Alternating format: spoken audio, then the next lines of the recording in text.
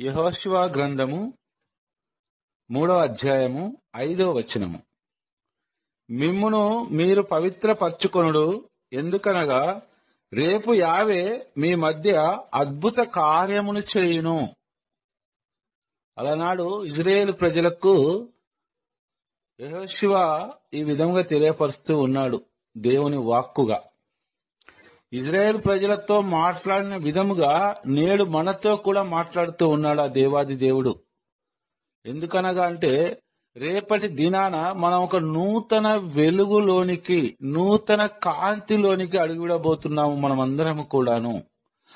ఆ నూతనమైన దివ్యమైన కాంతి ప్రతి హృదయాన్ని వెలిగించనుంది, ప్రతి గృహాన్ని దర్శించనుంది.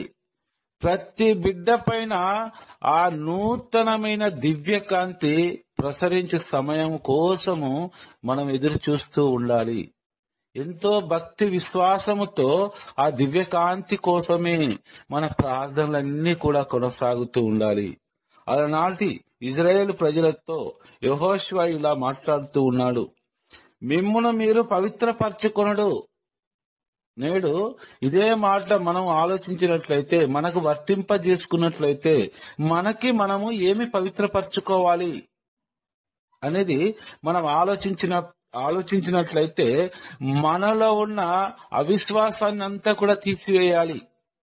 ఈ సంవత్సర కాలంలో, పోయిన సంవత్సరము దివ్య బాలయేసు జననము మొదలుకొని రేపు రాబో రోజు దివ్య బాలయేసు జననం వరకు మన జీవిత కాలం అంతా కూడా ఎలా గడిచింది?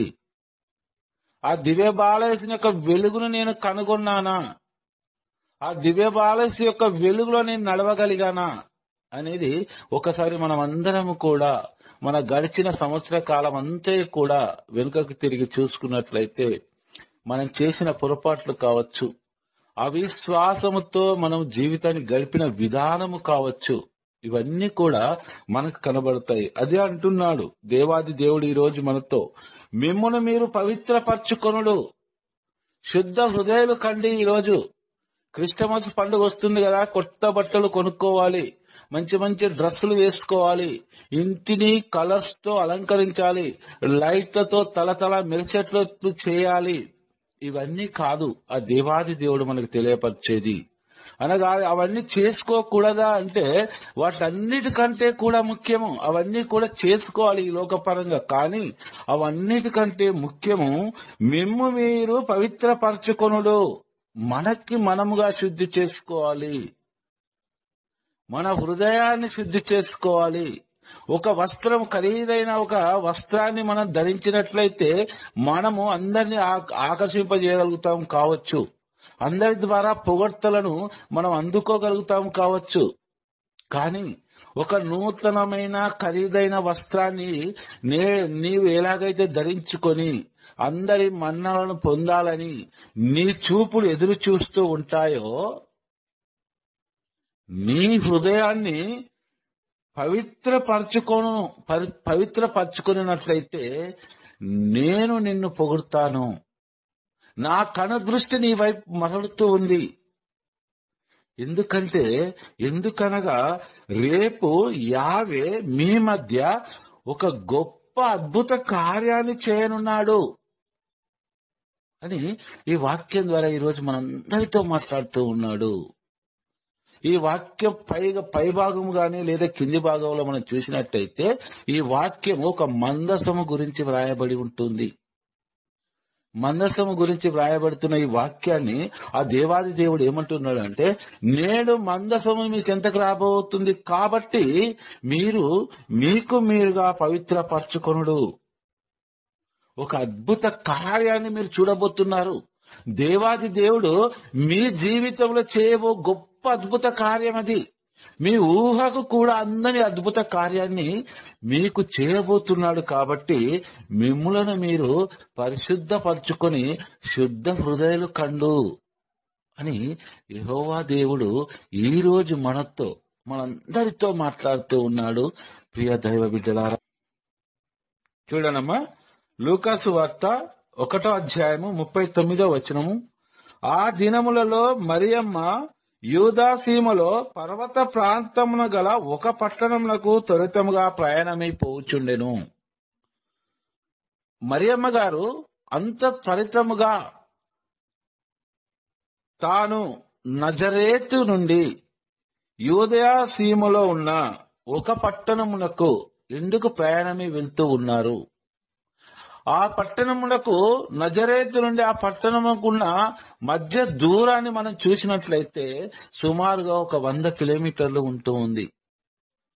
ఒక మనిషి 100 కిలోమీటర్లు నడక దారిన ప్రయాణించాలి. కొండల ప్రాంతంలో త్వరితముగా వెళ్ళాలి. నేను ఆ గ్రామానికి వెళ్ళాలి, ఆ గృహానికి వెళ్ళాలి అని మరియమ్మ గారిలో ఉన్న ఆ త్వరితగతము అనగా తొందరపాటు మనము ఈ వాక్యంలో చూస్తూ ఉన్నాము. ఎందుకు వెళ్తూ ఉన్నారు మరియమ్మ గారు అంత త్వరగా? 100 కిలోమీటర్ల నడక ప్రయాణము కొండ ప్రాంతము గుండా. ఈ గ్రామము ఎత్తైన ప్రదేశంలో ఉంటుంది. నజరేతు అనే గ్రామము. ఆ గ్రామం నుండి దిగుతూ మరి ఒక కొండ ప్రాంతం పైన ఉన్న మరొక గ్రామాన్ని చేరుకోవాలి మరియ తల్లి. అంత త్వరిగతిన వెళ్లాల్సిన పని ఏంటి ఆ మరియమ్మ గారికి?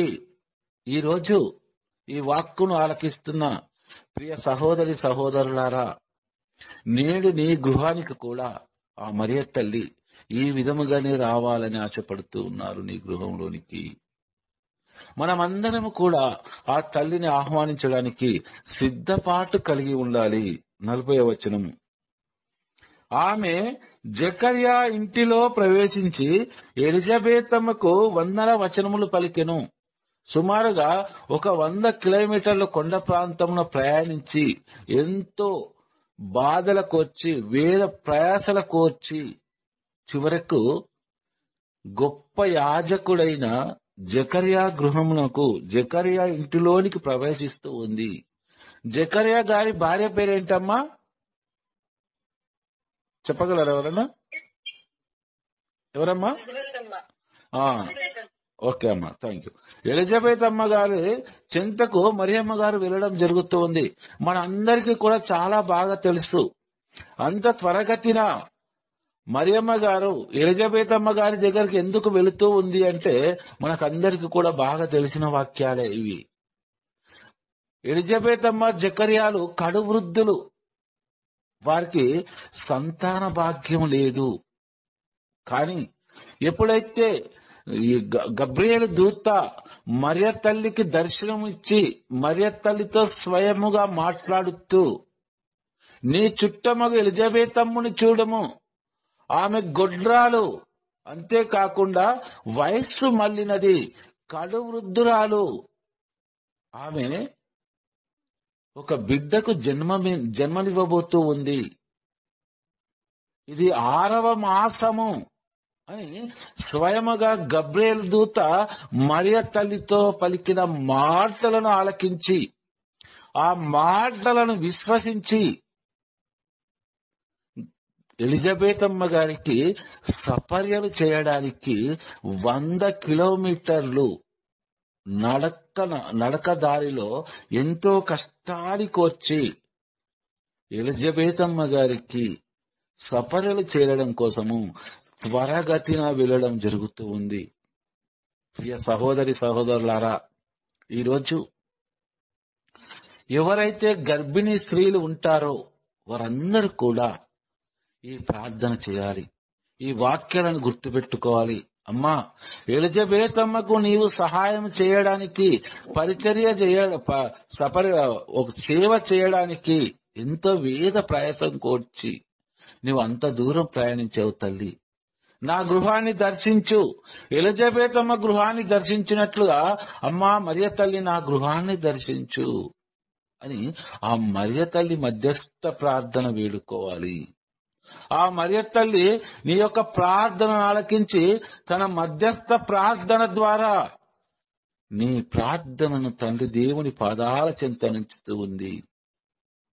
ఆ తల్లి నీ గృహంలోనికి రావడానికి చూస్తూ ఉంది, నీకు సేవ చేయడానికి చూస్తూ ఉంది ఆ తల్లి. కాబట్టి ఎవరైతే గర్భిణీ స్త్రీలు ఉంటారో ఆ తల్లులు మాత్రం అందరూ కూడా మరియమ్మ గారిని మధ్యస్థ ప్రార్థన ఆశ్రయించాలి. నా ఇంటికి త్వరగతిగా రా తల్లి, అలనాడు నీవు ఎలిజబెతమ్మ ఇంటికి వెళ్ళావు కదా, అదే విధముగా ఈ రోజు నా గృహాన్ని నీవు దర్శించు. ఏ బిడ్డకైతే సంతాన భాగ్యం లేదో ఆ బిడ్డలందరూ కూడా ఆ తల్లిని ప్రార్థించాలి. కడు వృద్ధురాలైన ఎలిజబెతమ్మ గృహాన్ని దర్శించిన ఓ మరియ తల్లి, నాకు సంతాన భాగ్యం లేదు, నా సంతాన భాగ్యము కోసము తండ్రి దేవుని నీ యొక్క మధ్యస్థ ప్రార్థన ద్వారా వేడుకో తల్లి అంటే ఆ తల్లి వేడుకోవడానికి సిద్ధముగా ఉన్నది. మరియ తల్లి కేవలం ఒక సాధారణ వ్యక్తి కాదు. మన యెహోషువ గ్రంథంలో ఇప్పుడు చదివినట్లుగా మీ హృదయములను శుద్ధి చేసుకొనుడు మీ ఎడల దేవుడు రేపు ఒక అద్భుత కార్యాన్ని చేయబోతూ ఉన్నాడు అంటే ఆ రోజు మందసం గురించి చెప్పిన ఆ ప్రవచనము ఈ రోజు మరియ తల్లే ఒక మందసముగా మారి ఉన్నది. ఆ లోకరక్షకుణ్ణి తన గర్భములో ఉంచుకొని తన గర్భం ఒక మందసముగా మారుతూ ఉంది. కాబట్టి ఆ రోజు ఎలిజబెతమ్మ ఇంటికి వెళ్ళింది కేవలం ఒక సాధారణమైన మరియమ్మ గారు కాదు, దేవుని మందసము ఎలిజబెతమ్మ దగ్గరకు వెళ్ళడం జరుగుతూ ఉంది. మరియమ్మ గారు కేవలము దేవునికి జన్మనిచ్చిన ఒక తల్లియే కాదు, ఆమె మందసము. 9 మాసాలు తన గర్భములో లోక రక్షకుని మోసిన మందసమే మరియమ్మ గారు. ఈరోజు మన అపద్రాక్ష రసాలను మన దేవాలయంలో మందసంలో చూస్తూ ఉన్నామంటే ఒకప్పుడు మరియమ్మ గారు సాక్షాత్తు ఆ రక్షకున్నే 9 మాసాలు మోసింది. కాబట్టి నేటికి కూడా ఆ తల్లి మందసము. మన దేవమాత ప్రార్థనలో వేడుకుంటూ ఉంటాము, వాగ్దత్తం యొక్క మందసమా మా కొరకు వేడుకొనండి అని. మరియమ్మ గారు ఒక మందసము.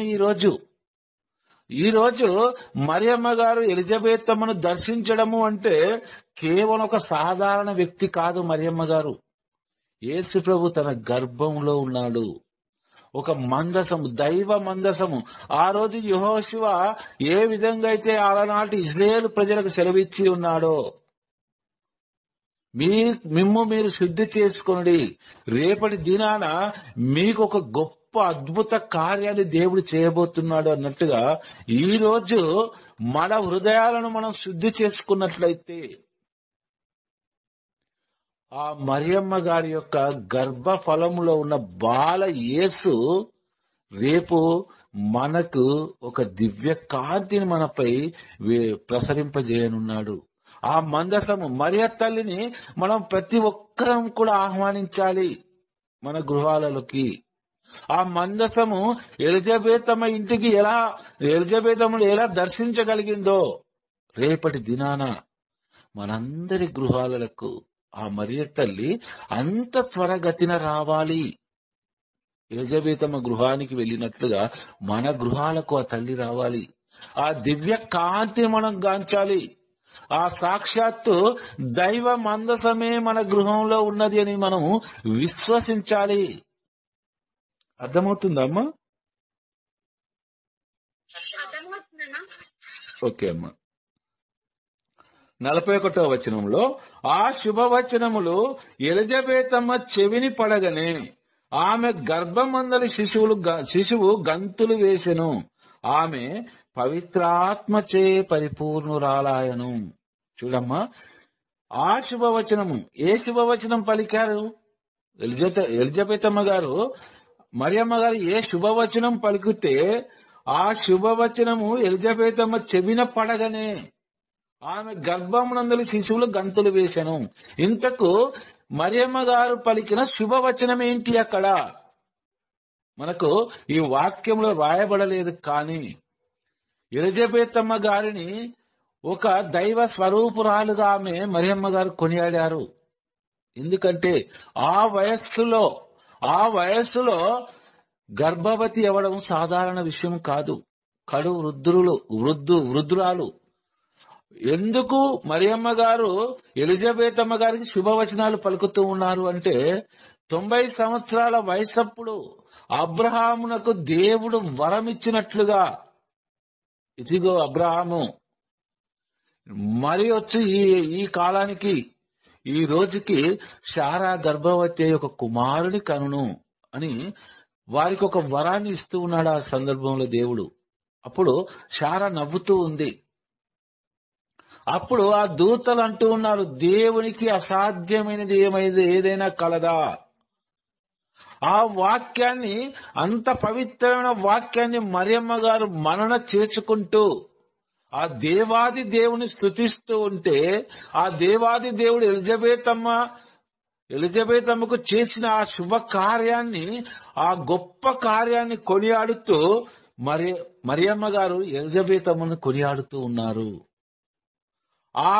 అవన్నీ కూడా ఆ దేవాది దేవుని స్తుతించడము, గణపరచడము ఎలిజబెత్ అమ్మ గారి చెవిన పడగానే ఆమె గర్భమునందలి శిశువు గంతులు వేసెను. సాక్షాత్తు దేవుని తల్లి నా చెంతకొచ్చింది. ఆ పవిత్ర వచనాలు ఆలకిస్తున్న ఎలిజబెత్ అమ్మ గర్భంలో ఉన్న యోహాను గారు గంతులు వేస్తూ ఉన్నారు. మరియమ్మ గర్భంలో ఉన్నది లోకరక్షకుడు. ఏ లోకరక్షకుని గురించి అయితే సాక్ష్యం ఇవ్వబోతూ ఉన్నాడో ఆ యోహాను గంతులు వేస్తూ ఉన్నాడు. అర్థమవుతుంది అమ్మ వాక్యము?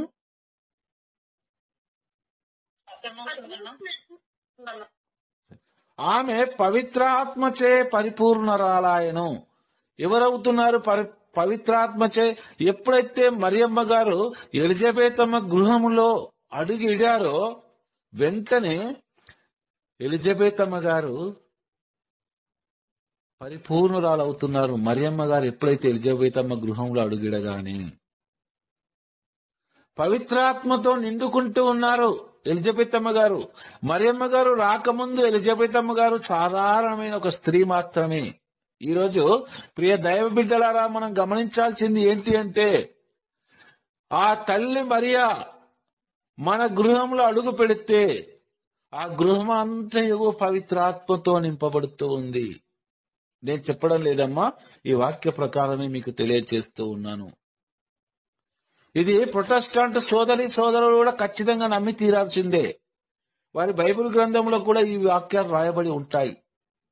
ఆ తల్లి ఏ గృహంలో అయితే అడుగు పెడుతూ ఉందో ఆ గృహంలో ఎంతమంది అయితే కుటుంబ సభ్యులు ఉంటారో వారందరిలో కూడా పవిత్రాత్మ నింపబడుతూ ఉంది. ఈ వాక్యం అదే రాస్తూ ఉన్నాడు. మరియమ్మ గారు నీవు పూజించాల్సిన పని లేదు, కేవలము గౌరవించాలి ఆ తల్లిని. ఆ తల్లిని నువ్వు గౌరవించినట్లయితే ఆ తల్లిని గృహంలో అడుగు పెడుతూ ఉంది. ఆ తల్లి యొక్క మధ్యస్థ ప్రార్థన ద్వారా నీ ప్రతి అవసరతను కూడా ఆ తల్లి నీ ప్రతి అవసరతను దేవుని పాదాల చెంతకు చేరుస్తూ ఉంది. ఆ తల్లి నీ కొరకు ప్రార్థిస్తూ ఉంది. ఆ దేవుని ద్వారా నీవు ఏవైతే కోరుకుంటున్నావో, నీ వ్యాధి బాధల నుండి, కష్టాల నుండి, అవన్నిటిని కూడా విముక్తిని చేయమని నీ కొరకు, నీ గృహానికి ఆ తల్లి ఎలిజబెత్ అమ్మ గృహానికి వెళ్ళినట్టు త్వరితముగా నీ గృహానికి వచ్చి నీతో కలిసి ఆ తల్లి ప్రార్థించడానికి సిద్ధముగా ఉన్నది. కాబట్టి మన గృహము పవిత్ర ఆత్మచే నింపబడాలి అంటే, లేదా మనము పవిత్ర ఆత్మచే నింపబడాలంటే దేవుని మందసము మన ఇంటికి నడిచి రావాలి. ఆ మందసమే మరియమాత. 41వ వచనం చూడండి, 42వ వచనం చూడండి. ఎప్పుడైతే 100 వచనాలు పలికి ముగించిన తర్వాత ఆ తర్వాత ఎలిజబెత్ అమ్మ గారు ఎలుగెత్తి ఈ విధముగా కొనియాడుతూ ఉన్నారు మరియమ్మ గారిని. స్త్రీలందరిలో నీవు ఆశీర్వదింపబడిన దానవు, నీ గర్భఫలము ఆశీర్వదింపబడెను. ఒక దేవుని తల్లిగా వచ్చావు నీవు, దేవుని తల్లి యొక్క హోదాలో వచ్చావు నీవు. నీ గర్భంలో ఉన్నది మా రక్షకుడు. అందుకే అమ్మా నేను ఎలుగెత్తి ఈ విధముగా పలుకుతూ ఉన్నాను, స్త్రీలందరిలో నీవు ధన్యురాలవు, నీవు ఆశీర్వదింపబడిన దానవు, నీ గర్భఫలము ఆశీర్వదింపబడిను. స్త్రీలందరిలో ఆశీర్వదింపబడిన వారు ఎవరు అంటే నీ ఒక్కదానివే మరియ తల్లి. అమ్మా నువ్వు ఈ రోజు నువ్వు దేవుని యొక్క మాతవు, నువ్వు సాధారణ వ్యక్తివి కాదు. ఈ సృష్టి అంతం వరకు కూడా నిన్ను ఆశీర్వదించిన విధముగా దేవాది దేవుడు మరెవ్వరిని కూడా ఆశీర్వదింపడు. ఈ మాటలన్నీ కూడా ఎలిజబెత్ అమ్మ గారు పవిత్రాత్మతో నింపబడి మాట్లాడుతున్న మాటలు. పవిత్రాత్మతో నింపబడి మాట్లాడుతున్న మాటలు ఎలిజబెత్ అమ్మ గారు మరియమ్మ గారితో. స్త్రీలందరిలో నీవు ఆశీర్వదింపబడిన దానవు అంటే ఇది చిన్న మాట కాదు. ఇది మరియమ్మని తక్కువగా గౌరవించినట్లు కాదు. ఈ వాక్యాన్ని మనం అందరం కూడా చాలా బాగా గుర్తుంచుకోవాలి. ఎలిజబెత్ అమ్మ గారి ద్వారానే ఆ దేవాది దేవుడు పలికిస్తూ ఉన్నాడు. ఎలిజబెత్ అమ్మ గారు పలకడం లేదు, ఈ వాక్యాన్ని దేవుడు ఎరకపరిచాడు ఎలిజబెత్ అమ్మ గారికి. ఈమె దేవుని తల్లి, దేవమాత, సాధారణ వ్యక్తి కాదు అని పవిత్రాత్మతో నింపబడిన ఎలిజబెత్ అమ్మ గారు పలుకుతున్న మాట ఏంటి అంటే, స్త్రీలందరిలో నీవు ఆశీర్వదింపబడిన దానివి. దేవుడు నీ అందించిన ఆశీర్వాద ఫలాలు మరి ఏ వ్యక్తిలో కూడా ఇప్పటి వరకు ఉంచలేదు, ఉంచబోడి కాక ముందు కూడా. నీ గర్భఫలము ఆశీర్వదింపబడినది అని మరియమ్మ గారిని ఎంతో గొప్పగా ఆ ఎలిజబెత్ అమ్మ గారు కీర్తిస్తూ ఉన్నారు. 43వ వచనం చూడండి అమ్మా. నా ప్రభు తల్లి నా యొద్దకు వచ్చుటకు ఇలాగూ ప్రాప్తించెను. అక్కడ మరియమ్మ గారు అంటలేదు ఎలిజబెత్ అమ్మ గారు. నా ప్రభు యొక్క తల్లి, నా ప్రభు యొక్క మాత ఒక మందసమై, అలనాడు పూర్వకాలంలో మందసాన్ని ఎక్కడికి పడితే అక్కడికి మోసుకెళ్లేవారు. ఆ మందసంలో ఏముండేవమ్మా? మందసంలో మరి ఇంకొకటి మన్నా భోజనము. అహరోను కర్ర 10 ఆజ్ఞల పలక, మోషేకు ప్రసాదించిన 10 ఆజ్ఞల పలక సినాయి కొండ మీద. 3వది మన్నా భోజనము, పరలోకం నుండి మన్నా భోజనం కురిపించి ఇజ్రాయేల్ ప్రజలను పోషించిన మన్నా భోజనము. ఈ మూడింటిని కూడా ఒక మందసం యొక్క పెట్టెలో పెట్టుకుని వారు ఇజ్రాయేల్ ప్రజలు ఎక్కడికి వెళ్తే అక్కడికి మోసుకెళ్లేవారు. అది పూర్వ నిబంధనలో. మరి నూతన నిబంధనలో మందసం ఎవరమ్మా? నూతన నిబంధనలో మరియ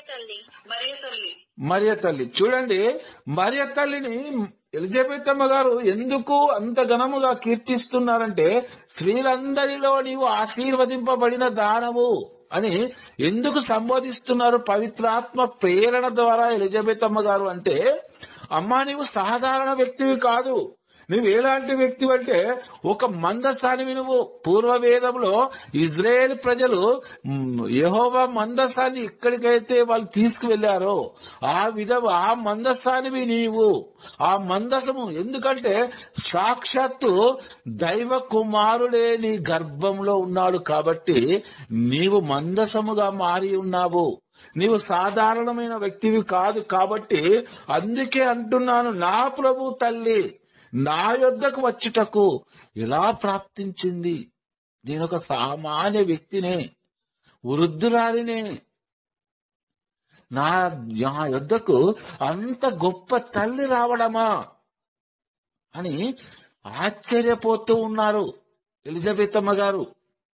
ఆశ్చర్యపోతూనే 100 వచనాలు పలుకుతూ ఉన్నారు పవిత్రాత్మ ప్రేరణతో. అర్థమవుతుందా అమ్మ వాక్యాలు?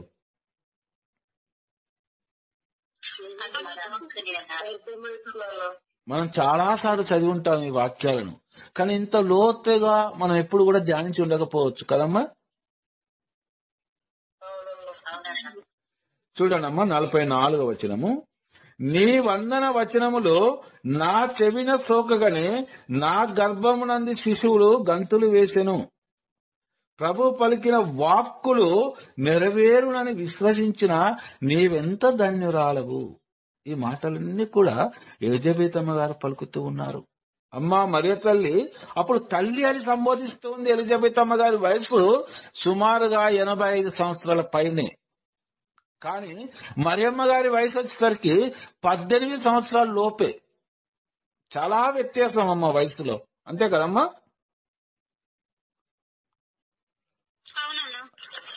ఎలిజబెతమ్మ గారు 85 సంవత్సరాలు పైబడిన వృద్ధురాలైన ఎలిజబెతమ్మ గారు నా తల్లి, నా ప్రభు తల్లి. అప్పుడే జగతికి మాత అయింది ఆ తల్లి. పరలోక భూలోక మాతగా కొనియాడబడుతూ ఉంది ఎలిజబెతమ్మ ద్వారా. నీ వందన వచనములు నా చెవిన సోకగానే, అమ్మా మరియ తల్లి, నీ వందన వచనములు నా చెవిన సోకగానే నా గర్భమునంది శిశువు ఆనందము చే గంతులు వేస్తూ ఉన్నాడమ్మా. చూడండి, మరియమ్మ గారి నోటిలో నుండి వెలువడు ఆ వందన వచనము గర్భిణి అయిన ఎలిజబెతమ్మ ఆలకించినట్లుగా ఈరోజు యావత్తు ప్రపంచంలో ప్రతి స్త్రీ, గర్భిణితో ఉన్న స్త్రీ కావచ్చు, లేదా సంతాన భాగ్యం లేని స్త్రీ కావచ్చు, మరియమ్మ గారి యొక్క స్వరాన్ని ఆలకించుటకు తహతహలాడాలి, ప్రార్థించాలి. ఆ తల్లి యొక్క మధ్యస్థ ప్రార్థన కావాలని వేడుకోవాలి. అప్పుడు నీటికి ఆ తల్లి ఎలా రావాలో అలా వస్తుంది, త్వరగతిన వస్తూ ఉంది. నా కొరకు నా బిడ్డ రోధిస్తూ ఉంది, ప్రార్థిస్తూ ఉంది అని నీ గృహాన్ని దర్శిస్తూ ఉంది ప్రియ సహోదరి. కాబట్టి ఈ వాక్యాన్ని ముఖ్యంగా ఈరోజు స్త్రీలు బాగా వారి హృదయాంతరంగాలోనికి చేర్చుకోవాలి. ఎందుకంటే మరియమ్మ గారు ఎలిజబెతమ్మలా ఆమెకి ఎలాంటి పరిచర్య చేయడానికి వెళ్ళిందో అలా నీ గృహానికి కూడా వస్తూ ఉందేమో. నీ యొక్క ప్రార్థన ఆ తల్లి యొక్క మధ్యస్థ ప్రార్థన ద్వారా తండ్రి పాదాల చెంతకు చేరితే. కాబట్టి ఎలిజబెతమ్మ గారు అదే మాట అంటున్నారు. అమ్మా, నీ వందన వచనములు నా చెవిన పడగానే నా గర్భమునందలి శిశువు ఆనందముతో గంతులు వేసిన తల్లి అని ఎలిజబెతమ్మ గారు ఆ తల్లిని కొనియాడుతూ ఉన్నారు. ప్రభు పలికిన వాక్కులు నెరవేరునని విశ్వసించిన నీవెంతో ధన్యురాలవు. ఏమంటూ ఉన్నారు ఆ తల్లి? ఎలిజబెతమ్మ గారు ఏమంటున్నారు మరియ తల్లితో? అమ్మా, ప్రభు పలికిన ప్రతి వాక్కు, ప్రభు పలికాడు మరియమ్మ గారితో. ప్రభు యొక్క ఎన్ని పలుకులు పలికాడమ్మా? చాలా మాట్లాడాడు మరియమ్మ గారితో. ఎవరి ద్వారా? గబ్రియేలు దూత ద్వారా. గబ్రియేలు దూత ద్వారా ఎన్నో పలుకులు పలికి ఉన్నాడు ఆ దేవాది దేవుడు. అనుగ్రహ పరిపూర్ణురాలా, నీకు శుభము అని పలికి ఉన్నాడు. ఏలిన వారు నీతో ఉన్నారని పలికి ఉన్నారు. అంటే దేవాది దేవుడినైనా నేనే నీతో ఉన్నాను. అమ్మా, ఈ పలుకులన్నీ నువ్వు విన్నావు తల్లి అని ఎలిజబెతమ్మ గారు గుర్తు చేస్తూ ఉన్నారు మరియమ్మ గారికి. అందుకే అంటున్నారు, ఎలిజబెతమ్మ గారు ఏమంటున్నారు? ప్రభు పలికిన ప్రతి పలుకును కూడా, అనగా ప్రతి మాటను కూడా నీ జీవితంలో నెరవేరును అని విశ్వసించిన ఓ నా మరియ తల్లి, నీవెంతో ధన్యురాలవు. ఈ ప్రార్థన ప్రతి బిడ్డ కూడా చేయగలగాలి, ప్రతి క్రైస్తవుడు చేయగలగాలి. మరియమ్మ గారిని కథోలిక క్రైస్తవులు ఎందుకు గౌరవిస్తున్నారు అంటే ఇలాంటి వాక్యాల వల్ల, ఇలాంటి దేవుని మాటల వల్ల. కానీ చాలా మంది కథోలికేతర క్రైస్తవులకు అర్థం అవట్లేదు. వారి బైబిల్ గ్రంథంలో కూడా వ్రాయబడి ఉంటుంది ఈ వాక్యాలు. కానీ వారి కళ్ళను కళ్ళు మూతపడుతూ ఉన్నాయి ప్రొటెస్టెంట్ సోదరులకి. ఈ వాక్యాన్ని చదవలేకపోతూ ఉన్నారు. సైతాను వారి కళ్ళను మూసివేస్తూ ఉంది. అందుకే మరియ తల్లిని వారు గౌరవించడం లేదు. లేదా ఓన్లీ కథోలిక బైబిల్లోనే వ్రాసిన ఈ వాక్యాలు అంటే అలా ఏం లేదమ్మా. ప్రొటెస్టెంట్ బైబిల్లో కూడా ఉన్నాయి. యావత్తు ప్రపంచంలో ఎన్ని డినామినేషన్లు ఉన్నాయో, ఎన్ని సంఘాలు ఉన్నాయో, వారికి ఎన్ని బైబిల్ గ్రంథాలు ఉన్నాయో, అన్ని కోట్ల బైబిల్ గ్రంథంలో, మిలియన్ కోట్ల బైబిల్ గ్రంథాలలో ఈ వాక్యాలు వ్రాసి ఉన్నాయి. కానీ బయలుపరిచినది ఈరోజు ఆర్సిఎం కథోలిక క్రైస్తవ సంఘానికి మాత్రమే. మిగతా సంఘాలన్నీ కూడా సైతాను శోధన వల్ల వారి నేత్రాలు మూయబడి ఉన్నాయి. ఈ వాక్యం దగ్గరికి వచ్చేసరికి ఈ వాక్యాన్ని వాళ్ళు చదవలేకపోతూ ఉన్నారు. చదివినా కూడా జీర్ణించుకోలేకపోతూ ఉన్నారు. ఎందుకు అంటే ఇన్ని సంవత్సరాల నుండి మరియమాతను మనం గౌరవించలేదు, గౌరవప్రదంగా చూడలేదు. ఇప్పుడు మనం గౌరవించినట్లయితే మన సంఘాలన్నీ పేక మేడలా కూలిపోతాయేమో. ఒకే సంఘము, శ్రీసభ అనే సంఘము నిలబడి ఉంటుందేమో, ఆదిమ సంఘము. ఆ సంఘములోంచి విడి బయటకు వచ్చిన మనము మళ్ళీ కూలిపోవడానికి సిద్ధమవుతుంటాము. ఈ ఒక్క వాక్యాన్ని, మరియ తల్లిని మనము వారిలా గౌరవిస్తే అని వారు ఈ వాక్యాన్ని ధ్యానించలేకపోతున్నారు. ప్రియ సహోదరులారా, మీరు చూడండి, ఎవరైనా ప్రొటెస్టాంట్ వాళ్ళు మీకు ఫ్రెండ్స్ గాని ఆత్మీయులు గాని ఉన్నట్లయితే ఈ వాక్యాలను వారి బైబిల్ గ్రంథంలో నుంచి తెరిచి చూసి చదవమనండి. వారు చదవగలుగుతారు, కానీ స్వీకరించలేరు. అందుకు కారణము వారు పాస్టర్లు, దైవ సేవకులు. మరియ తల్లి యొక్క ఘనతను, ఆ తల్లిని గౌరవించినట్లయితే మిగతా సంఘాలన్నీ కూలిపోతాయి వెంటనే. ప్రపంచమంతా ఆర్సియమే అవుతూ ఉంది. వారు ఎందుకంటే వాళ్ళకి అలా అవడం ఇష్టం లేదు. స్వతంత్ర సంఘాలు అవన్నీ కూడాను, కొన్ని సిఎస్ఐ చర్చి సంఘాలు లాంటివి ఉన్నా కూడా చాలా వరకు స్వతంత్ర సంఘాలే. వారందరూ ఎవరికి వారిగా చర్చిలు నిర్మించుకోవడము, సువార్త పరిచర్య చేయడము. ఎంతమంది దైవ సేవకులు సువార్త పరిచర్య చేస్తే అంత గణపరిచినట్లే. కాని దేవుని నామాన్ని అగౌరవపరచొద్దు. ఆ తల్లి నామాన్ని అగౌరవపరిచే నేటి పాస్టర్లు ఎంతో మంది పుట్టుకొస్తూ ఉన్నారు. వారెవ్వరు కూడా జ్ఞానులు కాదు, దైవ బిడ్డలారా. స్వతంత్ర సంఘాలుగా ఏర్పరచుకొని, సంఘాన్ని కూర్చుకొని వారికి ఏదో వాళ్ళ సొంత జ్ఞానంతో వాక్యాలను బోధిస్తున్నారు. కానీ బైబిల్ గ్రంథాన్ని అర్థం చేసుకొని వాక్య లోతుల్లోకి వెళితే ఈ రోజు ఎలిజబెత్ అమ్మ గారు ఎందుకు పలుకుతూ ఉన్నారు? ప్రభు పలికిన ప్రతి వాక్కు కూడా నెరవేరునని విశ్వసించిన ఓ మరియ తల్లి, నీవెంతో ధన్యురాలవమ్మా.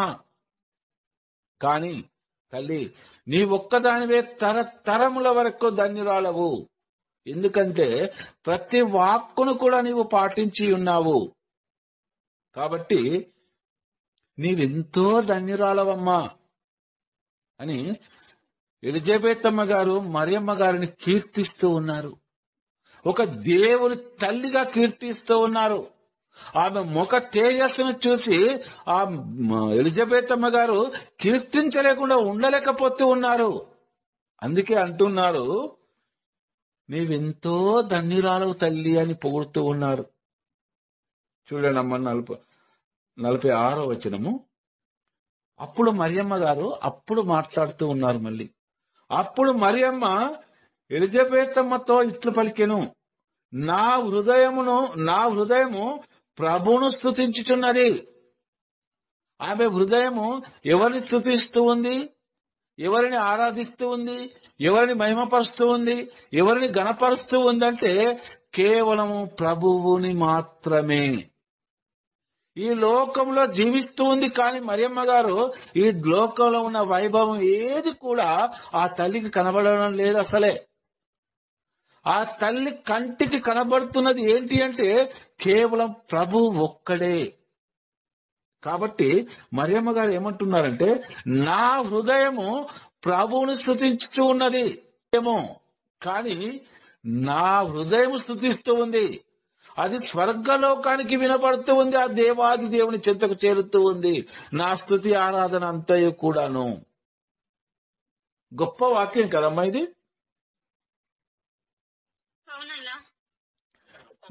మరియమ్మ గారు హృదయంతో స్తుతిస్తూ ఉంది ఆ దేవాది దేవుణ్ణి.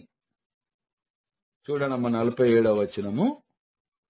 ఏలైనా ఆయన తన దాసురాలి దీనావస్థను కటాక్షించెను, ఇక నుండి తరతరముల వారు నన్ను ధన్యురాలని పిలిచెదరు. మరియమ్మ గారు ఏమంటున్నారు? ఆయన అనగా ఆ దేవాది దేవుని యొక్క దాసురాలనైన నా దీనావస్థను, దీనమైన అవస్థ అంటే బాధ, దీనత్వం అంటే తగ్గింపుదల. నేను ఎంతగానో తగ్గించుకున్నాను నాకు నేనుగా. దేవుని దృష్టిలో ఒక పాత్రగా, ఆయన హస్తంలో ఒక పాత్రగా మారాను. కాబట్టి ఆయన నా దీనమైన అవస్థను చూచి నన్ను కటాక్షించాడు. చాలా అర్థం ఉందమ్మా ఈ వాక్యాలలో. కాబట్టి ఇక నుండి తరతరముల వారు, ఈ భూ ప్రపంచంలో కేవలం ఆర్సీఎం క్రైస్తవులే కాదమ్మా, తరతరముల వారంటే ఈ ప్రపంచంలో ఎంతమంది ప్రజలైతే ఉంటారో, ఎన్ని తరాలు గడుస్తూ ముగుస్తున్నాయో, మొదలవుతూ ఉంటాయో, ఎప్పటి వరకు? లోకము ముగింపు వరకు, ఈ సృష్టి ముగింపు వరకు కూడా తరతరముల వారు నన్ను ధన్యురాలని పిలిచెదరు. ఎందుకు అంటే, నా అంత ధన్యురాలు మరొకరు పుట్టరు, జన్మింపరు. ఆ తల్లి ఎంతో విశ్వాసముతో పలుకుతున్న మాట ఇది. ఈరోజు ఈ మాటను ఎవరైనా పలకగలరా అమ్మా? ఎవరైనా పలకగలరా? ఆ తల్లి పలుకుతూ ఉన్నది అంటే, ఆ తల్లి ఆ దేవాది దేవుడి హస్తములో ఎంతగా మొలచబడింది, ఎంతగా ఒదిగిపోయింది. ఆ తల్లి ఎంత దాసురాలుగా, దీనావస్థ ఎంతగా ఉంటే ఆ తల్లి ఆమె యొక్క బాధను చూసి ఆ దేవాది దేవుడు కటాక్షించాడంట. ఆ తల్లికి తెలుసు, ఆమె యొక్క కన్య గర్భము ధరించింది. ఈనాడు చూసుకున్నట్లయితే ఒక కన్య గర్భం ధరిస్తే ఎన్నో అవమానాలు ఎదుర్కోవాల్సి వస్తుంది. అదే విధముగా ఆ కాలంలో కూడా ఆ తల్లి గర్భం ధరించి ఉంది. ఆ తల్లికి రాబో కష్టాలన్నీ కూడా తెలుసు. యేసుక్రీస్తు జన్మించిన అంతలోనే ఆ తల్లి కష్టాలు తీరవు. యేసుక్రీస్తు శిలువపై నుండి, అమ్మా ఇదిగో నీ కుమారుడు అని యోహాను చూపిస్తూ ఉన్నాడు. యోహానికి ఇదిగో నీ తల్లి అని మరియ తల్లిని చూపిస్తూ ఉన్నాడు. ఆ తల్లికి చివరి వరకును కూడాను దీనమైన అవస్థనే పొంది ఉంది. కాబట్టి ఆ తండ్రి నన్ను కటాక్షించాడు, అందుకు నన్ను సర్వ ప్రపంచము ధన్యురాలని పిలుస్తూ ఉంది అని ఎంతో గుండె నిబ్బరముతో, విశ్వాసముతో, దృఢమైన నమ్మకముతో మరియ తల్లి పలుకుతున్న మాట ఏంటి అంటే, తరతరముల వారు నన్ను ధన్యురాలని పిలిచెదరు అంటూ ఉన్నారు మరియమ్మ గారు. 49వ వచనం. ఎందుకు నన్ను ధన్యురాలని పిలుస్తూ ఉంటారు తరతరముల వారు అనగా, సర్వశక్తిమంతుడైన సర్వేశ్వరుడు నా ఎడల గొప్ప కార్యములు చేసెను, అందుకు ఆయన నామము ఎంతో పవిత్రమైనది. ఆ గొప్ప కార్యాలు మనం ఎక్కడ చూస్తున్నామమ్మా? యెహోషువ గ్రంథంలో ఏమంటున్నాడు? మీ హృదయాలను శుద్ధి చేసుకొనుడి, యెహోవా దేవుడు మీ ఎడల గొప్ప కార్యాన్ని చేరున్నాడు అని పలికి ఉన్నాడు. ఆ వాక్యము ఇక్కడ నెరవేరుతూ ఉంది మరియమ్మ గారి ద్వారా. సర్వశక్తిమంతుడైన సర్వేశ్వరుడు నా ఎడల గొప్ప కార్యాలు చేశాడు. ఆయన పవిత్రమైన వాడు, ఆయన నామము పవిత్రమైనది అని తెలియచేస్తూ ఉన్నారు మరియమ్మ గారు. రేపటి రోజున ఆ వెలుగును మనం చూడబోతూ ఉన్నాము. ఆ దివ్య బాలచుడి యొక్క బోసి నవ్వులను మనము కన్నులార గాంచబోతూ ఉన్నాము. ఆ దివ్య బాలయేసు మన గృహంలోనికి ఆహ్వానించబోతూ ఉన్నాము. ఆ దివ్య బాలయేసు నుండి వెలువడు దివ్యమైన కాంతి మన హృదయాలను వెలిగించబోతూ ఉంది. మన గృహం నిండా నింపబడబోతూ ఉంది. రేపటి రోజున ఆ దివ్య బాలయేసు యొక్క జన్మదిన మహోత్సవాన్ని జరుపుకుంటున్న యావత్ క్రైస్తవ